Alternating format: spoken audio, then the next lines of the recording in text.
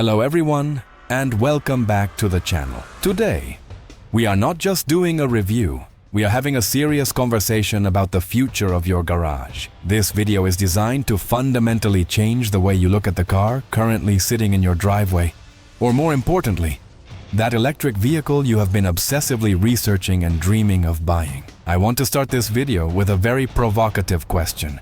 And I want you to be brutally honest with me in the comments section below. Do you feel a genuine sense of fear when you think about signing the contract for an electric car today? Are you terrified that the moment you drive it off the lot, it is already on its way to becoming obsolete? We call this the Osborne effect.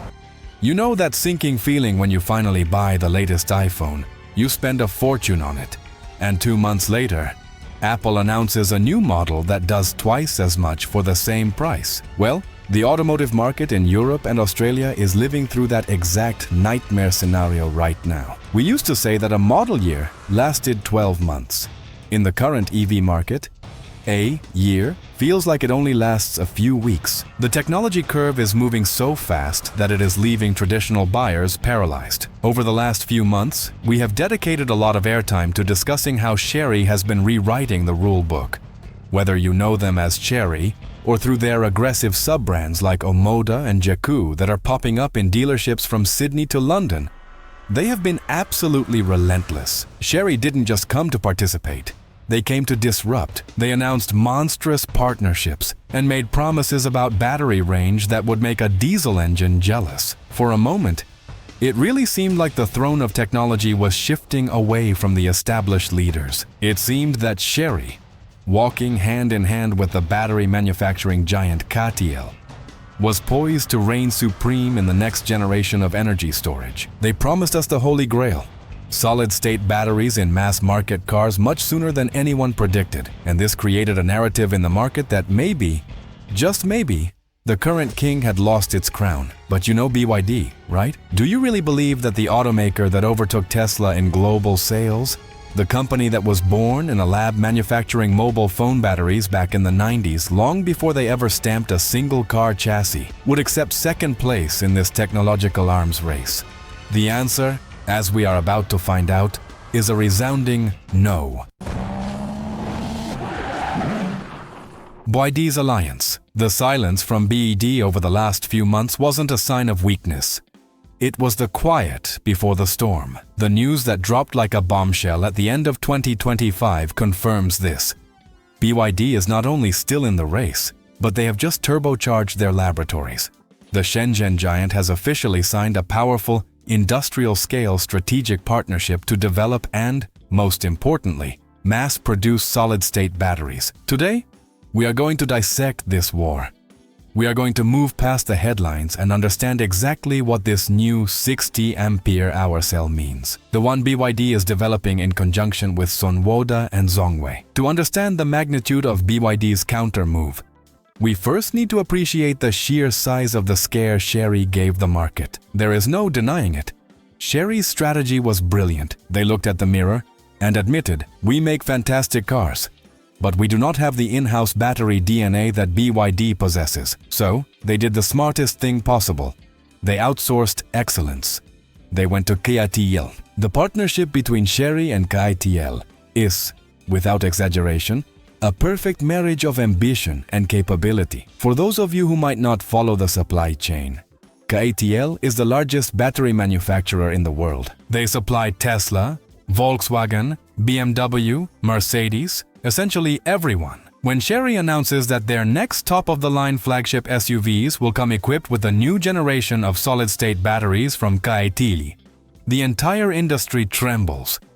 We are talking about promises of energy density in the range of 500 to 600 watt-hours per kilogram. Let's pause and put that into context. The LFP, lithium iron phosphate, battery in your current BYD Atto 3, your Seal, or your Dolphin, has a density that hovers around 140 to 160 watt-hours per kilogram.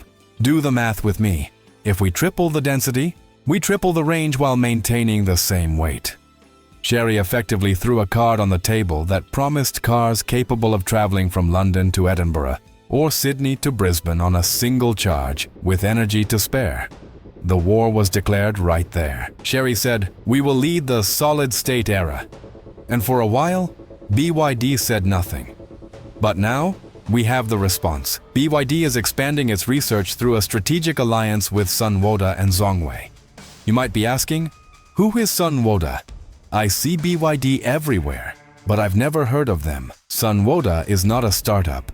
They are one of the top 10 largest battery manufacturers in China, deeply embedded in the supply chains of Apple, Xiaomi, Nissan, and Xpeng. They have massive expertise in miniaturization and efficiency. This partnership is focused on a specific target: sulfide-based solid-state batteries with a capacity of 60 ampere-hours. This isn't just R&D, this is a roadmap to production.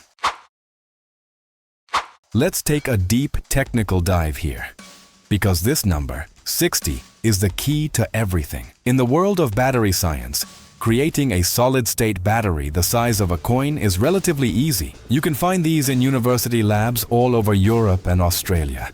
The problem is scaling. The challenge is making a battery large enough to move a 2-ton SUV at highway speeds without failing. When Sunwoda and BYD announced they are focusing on 60 ampere-hour cells, this is a signal of industrial maturity. A 60 ampere-hour cell is no longer a benchtop experiment. It is a construction brick for a real high-voltage car battery pack. Why is there such an obsession with solid state? Why are BYD, Chery, Toyota, and Volkswagen spending billions on this? The battery you have in your smartphone and in your electric car today relies on a liquid electrolyte. Imagine that inside the battery there is a microscopic swimming pool. The ions swim from the positive pole to the negative pole through this liquid. The problem is that this liquid has physical limitations. It is flammable, it is extremely sensitive to heat, and it limits how fast you can charge. If you push too much energy into a liquid battery too quickly, the liquid boils, the battery swells, and in worst-case scenarios, it explodes. The solid-state battery swaps this liquid pool for a solid material. In BYD's specific case, a sulfide electrolyte, the advantages are nothing short of magical. First, you have absolute safety. A solid electrolyte does not leak. It does not catch fire easily. You could literally drive a steel spike through this battery, and it would continue to function without thermal runaway.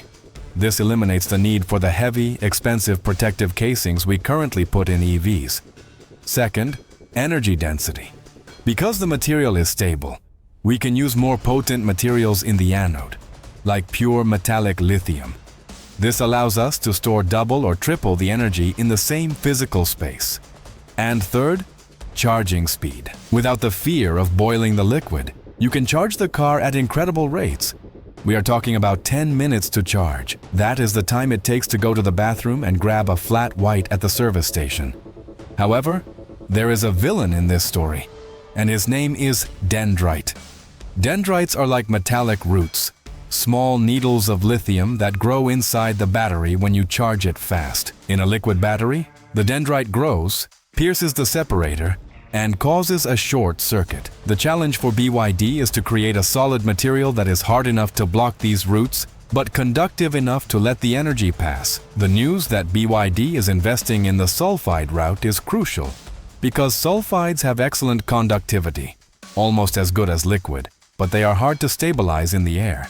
The move to 60 AHK cells proves they have solved this stability issue. Furthermore, BYD has a strategic advantage called vertical integration. Chery buys from CATL.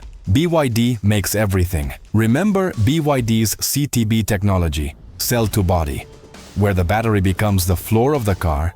Imagine now a car where the solid-state battery, which is already rigid by nature, is fused directly to the vehicle chassis. The gain in torsional rigidity will be absurd. We are looking at safer cars that are more stable in corners, and much lighter vehicles because we stop hauling around gallons of liquid electrolyte and cooling fluid. Should you wait? Okay, I talked about chemistry, industry, and engineering. But what about us here in Europe and Australia? What about my bank account?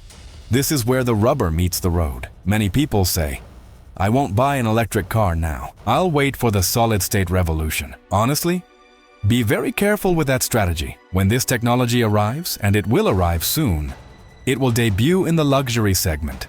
Solid state will be the key differentiator for cars costing 100,000 euros or dollars. Chery will put this in their top-tier flagship SUVs. BYD will debut this in the Yangwang supercar brand or the high-end Dynasty sedans. It will take time, maybe 4 or 5 years, for this technology to trickle down to the price level of a BYD Dolphin or a standard family hatchback. However, this war has a wonderful side effect for you. It makes current technology cheaper, as BYD and Chery focus their R&D on solid state for the top of the pyramid. The production costs for LFP batteries and the upcoming sodium-ion batteries will crash. This means the standard range cars will become incredibly affordable. So, the fight between these giants not only creates a supercar of the future, but helps popularize the entry-level electric car for the masses. But make no mistake, BYD is a marathon runner with this new 60A cell and the partnership with Sunwoda. BYD is guaranteeing that when the key turns, they will be ready to produce millions of cars with the new technology, not just a few thousand prototypes for a motor show. Geopolitically, this is huge. China has decided that solid-state batteries are a national priority. The government is injecting heavy capital into this. BYD and Chery are the spearheads of this project, leaving European and American automakers struggling to catch up with older technology. So, I want to know your opinion. Do you think BYD took too long to react? Or do you think this strategy of waiting and making the right industrial partnership with Sunwoda is safer than Chery's aggressive marketing? And more importantly, the big question: would you buy an electric car today? Or are you going to keep your wallet closed and wait for this solid-state technology to arrive, even knowing it might take a few years to be affordable? Leave your detailed thoughts in the comments below. The debate here on the channel is always high level, and I read everything. Don't forget to share this video in your WhatsApp groups, with family, and with friends who love cars, because producing information of this technical depth takes a lot of work, and we count on your support. Take the opportunity to subscribe, hit the bell, and check out the video recommended on your screen right now. Until the next one,